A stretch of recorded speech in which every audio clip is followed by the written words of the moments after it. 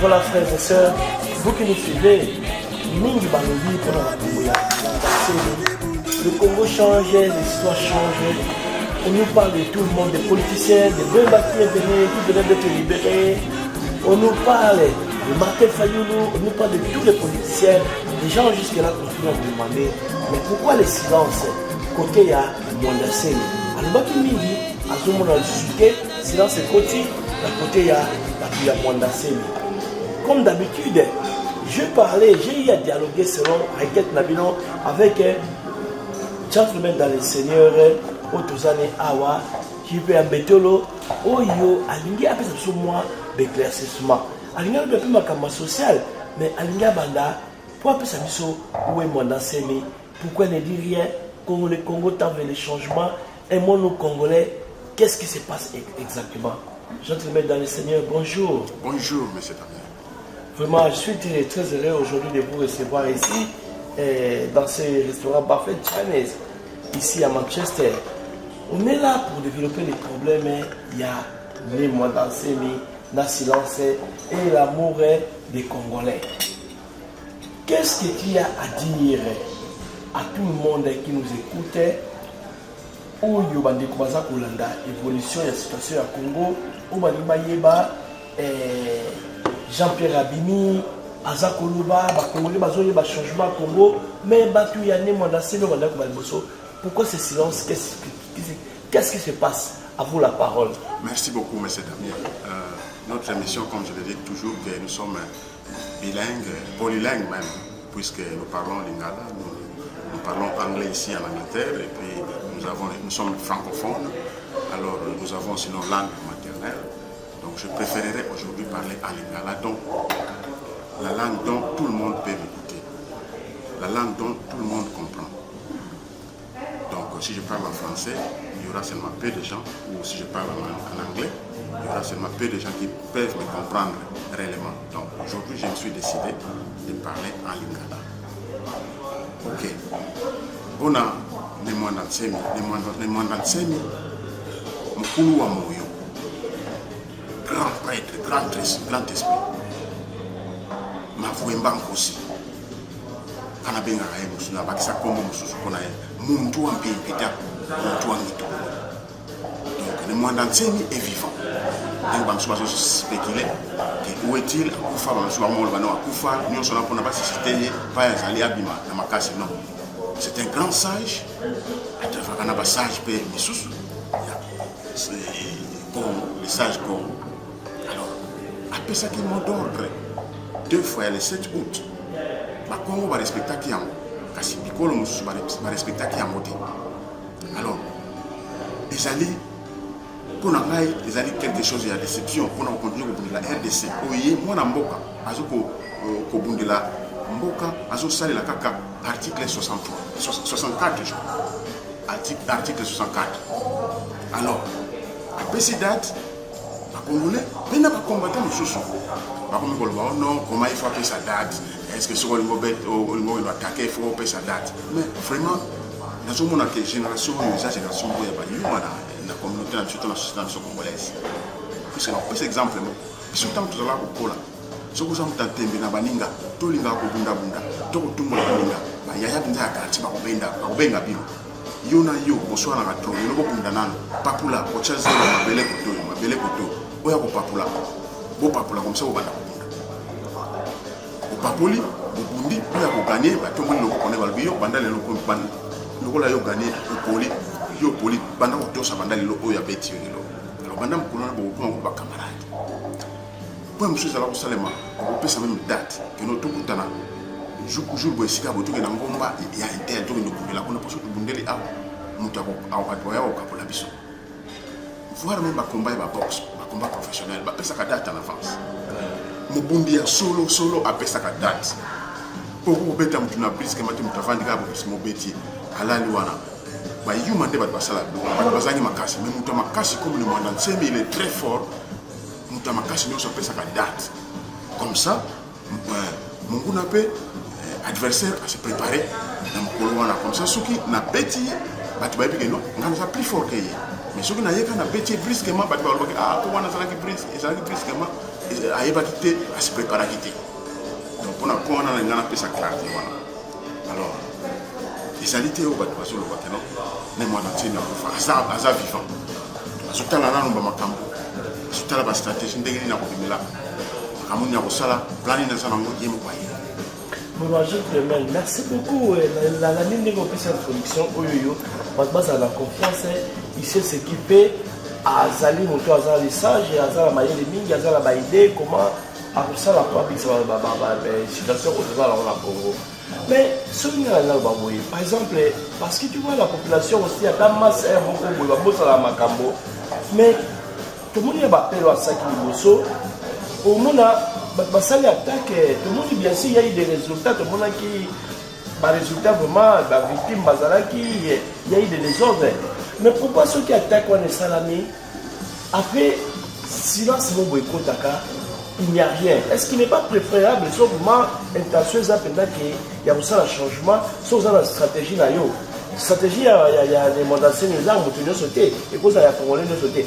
Mais ceux qui la qui la stratégie là, à la stratégie là et donc, on a la consistance, la persévérance, on a la stratégie. Pourquoi on s'attaque les dos, après on va calme, c'est ça le coup, après il y a pourquoi ces gaps-là, on va repos, on attaque sur le merci beaucoup. Yango nazala koloba, na ko spécifier le comme kolelo. Ba tebele ba taxanga ke nazali fanatique ya les mois d'accès. Je ne le suis pas. Nazali fanatique ya les mois d'accès mais nazali mutoyo ngai na ne manda tsemi to sali ko défendre ba valeur moko na mona ke azali mutu moko valable ozo ko représenter biso surtout ba Congo azo ko représenter biso malamu a défendre ka biso malamu ko na parlement tina chef de l'état tant que na chef de l'état o ko benga chef de l'état c'est Kabila na ko ba kanambete o ko ba kapo biso ba journaliste so ko lobi bon ko mona ba kati na ba donc un père même si on passe à 8 km, 8000 km il y a un tu comprends alors je ne suis pas un fanatique il y a des moments seulement mais dans toute la valeur on doit défendre les mêmes valeurs on a défendre na pour moi na ngana kenda na interna na vanda na village na Congo central je connais makambo le monde entier mais aloba et loba maka na sala ko la âge na ngalo na sala ko na âge ya 9 ans, 10 ans dans le Congo central. Alors, la exactement on est monté alors. La communauté n'a pas dans le Congo central. Pour la tango équipe il y a Zaïre les autres coupe na il y a coupe d'Afrique. Pas tout la province de Kaka Congo central. Parce que là quand ba soso ba tout ba tout la Congo central. Province mususuté. Alors Congo central, l'injustice c'est l'équipe. Il y a un autre qu'on préfère, madame, tous notre indépendance. Biso na biso, autant sambo kana biso madame. Le but est que les gens vont centre où il n'y aura pas de problème. Donc à Nyonso, ça a un problème, mais air européen, pour soit mais en même temps développement, pour ça, pour ça la réunion à développement, la réunion à infrastructure, il y a Mboka, en même temps pour discuter dans le parlement, pour ma campagne mais na RDC, où tu viens à Kimbambala. Réunion sur le salami kaka ah oui bah comme Corona ou bien Kabila nous autres condi faut pas ça la constitution na taille ou bien aye munene faut pas ça la pas comme ça ba to constitution ba ça moi mataba moi ba bilamba na taille et puis ba mususu ba ya premier na ba so ba pouvoir ba poste donc ça va encore pour na ba poste jamais to yoka réunion mo to conférence mo ko ou bien mayanga ni moko boye o ezali ke pa vendre la pour na ba infrastructure ya mboka na RDC to pour na développement ya mboka to yoka kati ça la kaka bon voilà ngai la d'ailleurs qui devons passer ba bande ko mote et ya no wa ndemo de expliquer solo la kota lelo oyo aba to moni ki ba bimisi Jean-Pierre Bemba mutu ope mboka mobimba tchepe miso abi que non peut-être yé mutabanda kubundia likamwa liboso wa bokonzi ya libéré ba Congo ba Congolais boye ba yé wana asingeli mais elle mo soupe to moni pe que non ba to soupe ba lui que non il est asingeli te ndinga za wana peut-être va préparer yé et là konini oyo ko ekoloba lelo na présence ya Jean-Pierre Bemba oyo ko sala kama influence la façon de voir ya makambo ya batu ya Mwandasemi na yemo pas Mwandasemi influence ni ko ya wana Jean-Pierre Bemba bobosa na Congolais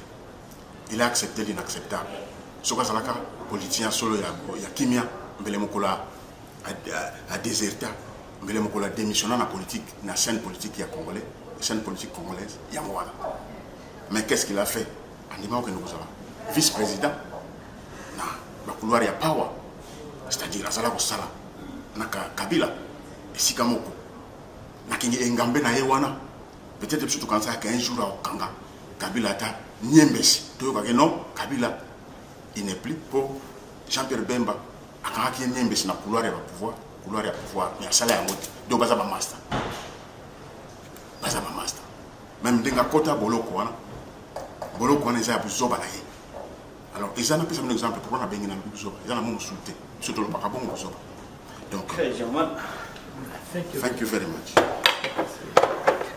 Alors, Buzoba pourquoi? Les Kambakotila, Bolokona, Centrafrique, et ça le cola, Ndako Nabino, ils ont incendié, ils ont payé la moto. Yomoko, Luka Solution, il y a un militaire, bien préparé. Homme, n'a pas femme, ça l'a pourrier. Même peuple congolais, ça l'a pourrier. Ndako Nabino, il paye la moto, il a préféré que nous avons moto et pas ma voisin. A préféré que nous n'ayons pas ma voisin. Bon, on est ça, Jean-Pierre Bemba, où ils ont besoin de ils ont besoin de l'ingala tout bien dans besoin. Alors, il y a préféré Alianando. Nambo Kanabiso, ils ont toujours occupé. Pour y accepter la place à vice-président. Il y a un mandat ici là. Mandat à l'été ici là. Kopi Manaye pour n'a plus non événement. Pour n'a plus non événement. Alors, peuple congolais n'est pas un peuple naïf. Bilandala, pas malanda ngombe. Peuple n'a pas constaté que malanda kambalinga mingi, ba prédécesseur, qui ba successeur. Ngai lelo sur l'objet qui n'a pas succédé Kabila. Ba congolais beaucoup boya. Tant qu'il n'a pas congolais moi na moka, beaucoup boya. Tant que nous avons une place, on a commis place, on a un jour, on a dit, oh non, Koutou Kanamba, ça l'a bien. Kabila, Koutou, ça l'a bien, tant que Kabila, ça l'a bien. Ndengele, beaucoup de gens, tant que Koutou, ça l'a bien, alors que Koutou, c'était un dictateur. Quand il s'agit de Konabino, on a dit, on a dit, Kolabino. Ah, ça l'a injustice. Makambo, Koutou, ça l'a exactement, il y a un carapé. Kanamba, son copé. Kabila, son copé, n'a pas de Koutou, ça l'a. Tiro ya sala, injustice ya sala. Au sein du gouvernement d'union nationale, attend Congo mon passage. La possibilité de ça Mantezolo vice-ministre, mais ils allaient poster mon ridicule. Parce que Congo to lingi amote, où ils ont sakana na biso. Yamoto lingi indépendance. Yamoto lingi indépendance. Donc quand on a biso, biso moko. Donc panzaki mbambala yango.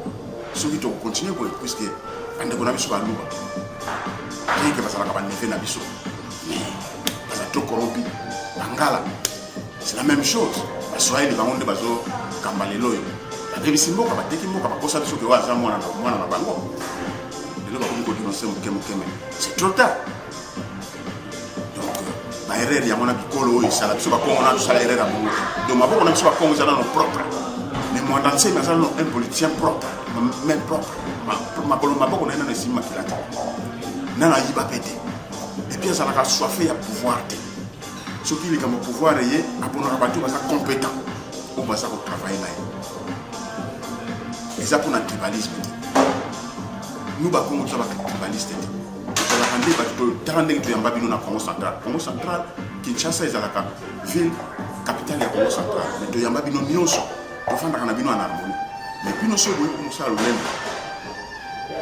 Nous sommes au Sakana Congo, vous reconnaître le droit des premiers occupants. Vous bouffez un bon à l'État, vous sommes pendant qu'on va étranger. Allez, vous dites que vous avez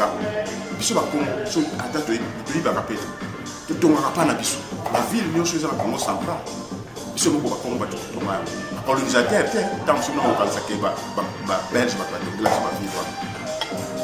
yango bamboka na bino bolingo tika bamboka na bino tolingi to développer RDC deux ans na bolingo kimia za na biso mais bino bozo tika bamboka na bino mabele ya bakoko na bino bozo ka s'entasser na Congo central zo comme satirer bozo ko suyer mabele na biso même qui pède même makambo mabele na Congo central na biso. On doit se mettre dans le Seigneur. Merci beaucoup. Na oyo peseli mbola awa. Ça ne sert à rien donc la détail voilà parce que ma belle mine ça n'a pas Congo. Mais bien sûr, vous parlez toujours il y a indépendance. Congo est comme indépendant, bon, Congo sont en Zalaki pour récupérer Mboka, mais pratiquement pour Batomsou bazoba élection, Batomsou bazoba changement kaka. Et bon la plan où il y a Congo central. Et là, quelles sont les étapes nécessaires au yo-yo besoin d'envisager que et la dama pour bateau, bah comme la liberté wana, tout comme la point culminant où il ça la qui, moque comme libre, toujours libre, bah étape présente ni étape présente où le principal selon vision il y a Mondassé mais je vous remercie. Selon vision il y a Congo central. Merci beaucoup exactement. Puis nous tout terrain comme là. Donc, Tolanda qui Nicolas Joaquin, F. Basaïba, secrétaire général, il y a MLC. Moussa, il y a Jean-Pierre Bemba. Jean-Pierre Bemba qui est dans la Congo pour la élection. Voilà, va collaborer. Le Monatsé a dit clairement que nous devons d'abord chasser ces Rwandais et puis entre nous, Congolais, nous allons nous asseoir pour organiser notre pays. Organiser des choses dans notre pays. C'est ça. Il applique l'article 64 de la Constitution. Mais, je suis trop corrompu. Parce qu'on est dans l'élection. L'élection, c'est quelque chose, il y a tinati. Donc, grand maître, Mouamoyo, il a dit, chassons d'abord ces Rwandais. Écoutez, Jean-Pierre, la question m'a débattu, et l'eau dans le baboye. Surtout l'élection est le Pamba. Mais au cas où Kabila n'est pas là, dans l'élection est allée entre deux fils propres du Congo, merci. Pour le moment, l'élection est en pourquoi parce que l'élection est allée malade. Sauf que dès après avoir chassé ce Rwandais là, au Bazana Bangoka, ceux qui 3000 ceux qui connaissent. La tête n'a pas Hippolyte Kanambe, au Basobengana, comme Kabila. Alors, ceux qui te chassent, l'élection est valable, nous en valeur dans les choses. Pour Bissou Nabiso Banamboka, tout ça là. Mais c'est pas un long processus, c'est là organisé, l'armée, mais les loyaux, avec celui qui est à la tête de notre pays, tout le monde qui est dans l'élection, il faut d'abord les chasser. Aux gens qui ne peuvent pas participer à l'élection, ils sont des collaborateurs, des accompagnateurs. Et tu y a des gens qui sont déjà mais papa Jean-Pierre, moi je le crois. Qu'au chasser, théoriquement c'est autre chose, mais pratiquement, Kabila était là presque 20 ans, les gens qui ont qu'au chasser, théoriquement que tu peux chasser une moto. Mais en action, c'est dire que préparons, c'est la guerre. Pour toi, c'est l'armée, c'est le pouvoir, c'est l'armée. On chasser la théorie, on chasser l'armée. L'armée, voilà, c'est quoi stratégie la base ndengeni. Tout le monde qui bien sûr, Bakimi Malanda qui mondancé dans l'armée là, où il y a voilà. Vite, les Zala qui va mondacer. Il y a clairement. Écoutez-moi. Bon, les mondancés, mais qui n'a armée de mon c'est voilà, l'armée en voilà. Plus à 5 qui va dans Moka, où il y a soutenir là, où il y a tout ça, ma beaucoup qui vient à la parole. Mais, la Congo, on dit ma Kimbela, la Congo, on dit la Kiamome. Ils sont au Congo, la Congo, RDC, des années moyennes. Ils sont au Congo, c'est les minorités. Alors, Bangala, Baluba, Baswahili, Baboyaki, Bandimaki, appel ya ndemo na tsemite ba mi pesa ki mingi na ko critiquer ye c'est kaza mutaba kisi azanga oza magicien boy ndenge nini bandika na ye et ça makambo boye ndenge nini ya za mais alors que ne bandeli na combattre le baki oya kotika kanamba ina kana biso to yamba ye to ko soutenir ye alors ye alongo ya komi na kana biso ba komi ko essayer ba komi ko loba ono ya ça alors que tout le baka bien alors ba combattre ba mi manette ba tête ba atoza musicien atoza atoza sataniste atoza magicien atoza qui que ce soit yaka soko ye to yamba yo modèle nyos ko luka ko so ya ko longolela kabila na pouvoir to ko ngima mais parce que ndima ba mingi ba longo pe na kaya kabila kaya majorité ou ba majorité on va ça na ba répéter mais bandima mika donc on doit maintenir que stratégie pour ça qui va dans la kabila et vous allez toujours soulèvement populaire avec appui à armée moko boyer. Donc, mais le problème c'est que na 20 ans ça tout ça lui a monté. Et bon, est-ce que c'est toujours un pays na kawana ya désordre, il y a ma guerre. Est-ce que ça prend pas plus de temps que peut-être là moi vous autres que peut-être le mandat de Kabila va finir, il y aura notre président. Et vous avez des ordres qui est merci beaucoup. Pays na kao. Merci monsieur Damé. Et donc on a des logos de boya na ba congolais. Surtout au ya RDC qui m'a au père au banga il est qui na biso au banga donc biso ba kongo tolo ba kaboye biso tuna ka complexité oyo e bangi sibino bolingi biso to banga complexé boza na zongeli yango oyo e bangi sibino bolingi biso to banga complexé boza oyo bikolo musu bazali biso ba kongo to banga ka nzamba à part nzambe to mona ka sumu ya mutu ya banga. Alors, père, on a exprimé déjà, il y a mon école ça va complexer. Nous devons nous débarrasser de ces complexes-là. Qui m'a pas l'Afrique, pour moi, vraiment. Voilà. Parce qu'ils ont peur, ils ont la licence que chose totale, ils ont peur ça Kabila temps. Puisque les Congolais ont peur. Surtout, Bikolo, Baluba, Bangala, Baswahili.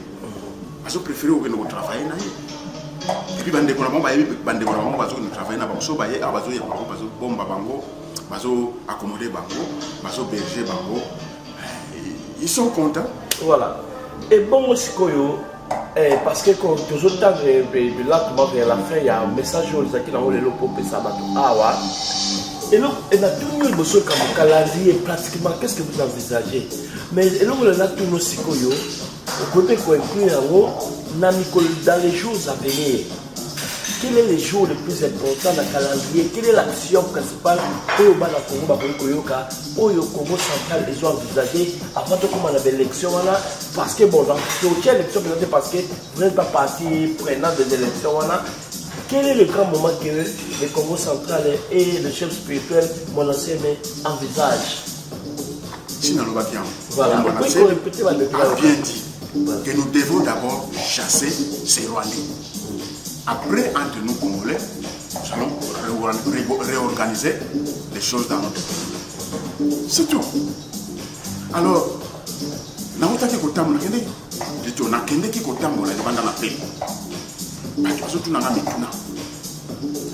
nous concernant les diaspora, les Congolais, la communauté et puis, comme nous tenons la diaspora, il faut qu'on ait nous sommes pour le tribalisme, nous sommes pour le favoritisme. Donc, ce n'est pas de problème belé dans la communauté. Parce que nous avons dit que nous avons dit que nous avons dit que nous avons dit que nous avons dit on est comme un aspect social. La personne qui est bien en Angali, il y a l'oba, l'été. Mobali linga mwasi na yo. Mwasi zala soumise na mobali na yo. Nzamba za zobati. Batu basala ka camion to appareil nyonso ke sala ba chaka na manuel. Manuel na ya kotanga ndenge nyoko manuel. Nzambe manuel no bimba wana yemo ebi ni bomba na sima manuel wana. Soko tangi mata mo mona ke. Mwasi nyonso boya okena libala na insoumission. Asa na problème na libala. Utika la kosepela na libala mo tato lo bino ko changer na okene pa mususu. Aucune insoumission. y aura toujours des problèmes. Il y aura toujours des problèmes. Aujourd'hui, et c'est monté la vie. Donc, autant mieux pour l'analo, autant ça, on a un biso, un loba na biso. En tout cas, minimum, biso va me baler, tout le monde a biso passe. Pour me baler, mon temps pour baler, moi, jamais n'a eu un baler pour baler, moi, c'est toi qui ça, moi, c'est n'importe quoi. Moi, c'est ma souka hier pour moi. Wana ezaki eloko moko okoyina limite mosangisango na kati ya parce que na kati ya makambo ya politique ya Congo tokoki koprépare une émission spéciale pour pratiquement na makambo wana oyo mibali bazokufa oyo boye wana eza ma sujet moko ezosenga biso ta molai mais nanga bapo osalisa batemo nyonso balo aborde lelo eloko nini oloba bandeko bazokolanda yo. Mais Mwanda Nsemi est toujours vivant akufa te po esika moto akufa babombaka maladi oyo kobomba maladi kasi liwa babombaka yango te mokulu wa moyo ne Mwanda Nsemi nkosi ya mbakala Mafwemba Nkosi il est vivant mais azoko talela alors pona o état social na communauté na biso pona basi mibali batika kobomana esengeli to sala kaka liloba nzambe to banga nzambe nzamba lobi mwasi zala soumise na mobali na yo papa je maintenant na yemo zo développer na biso que si je za munene to développer mais so la kota mo moké avant de préparer émission ezako ya po batu mingi pe basenga émission wala ya makambo ya mibali basi mibali bazokufa kobomana wana mais nga vala tika yo continuer na mo to za la poto il faut donc clarifier que bomane za ki ndoki to bomaya ya clair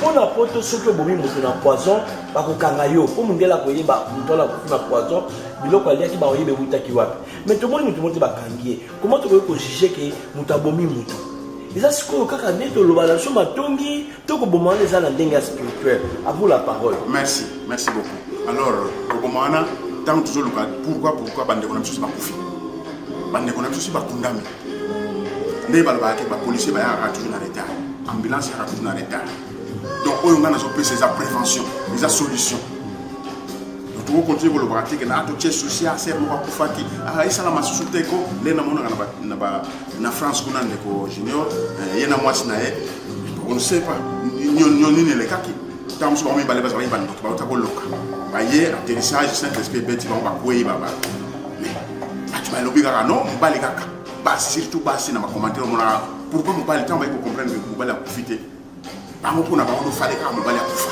on est basi ko za na mitia mabe na mbali ka. Voilà, je te mets dans le cadre pardon, on a besoin d'un sujet très important. Là, dans les gars, tout le monde a joué.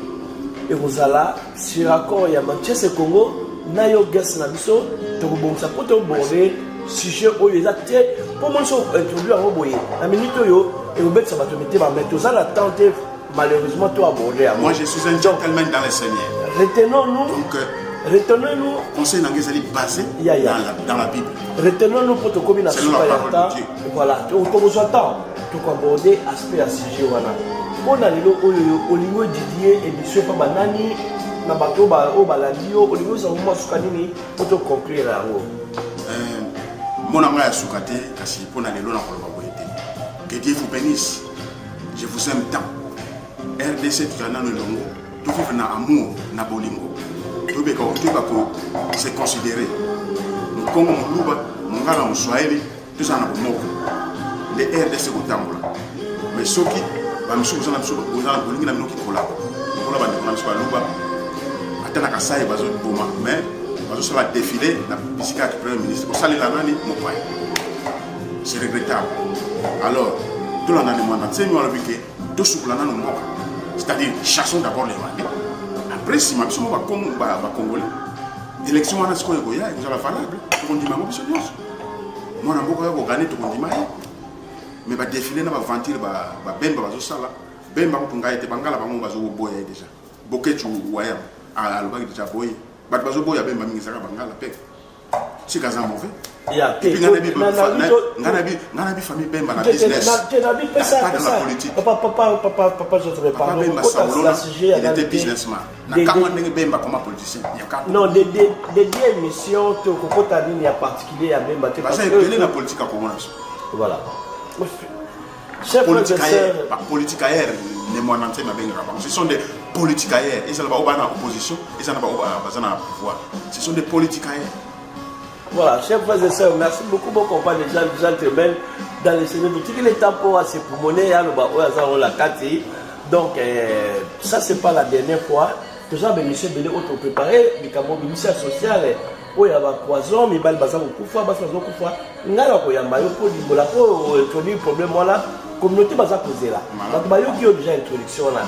Il y a Jean-Pierre Memba, on l'a bien, il faut la carte émission de donc vous êtes toujours les bienvenus dans la carte de médias Nabiso pour la Manchester City, Bazako Landa, Police, Bazako Landa, Bazako c'est pas la même mission d'ailleurs, feedback est très bien. Pour la Mokouane, le faute de temps, tu as presque la 40 minutes, tu as une heure, il y a une émission de quoi déboyer. Place au Bapa, découvrir une émission, c'est une autre cabaret, on a mis un peu Bakanga ici, Ngala, on est au présent rendez-vous, les collègues pour aborder. Quel moyen de notre ministère, la communauté, Liwa, Nzambe, Toboye. Donc pour la Boye, que succès Boye, tout le monde au revoir, bye. Au revoir, que Dieu vous bénisse. Merci.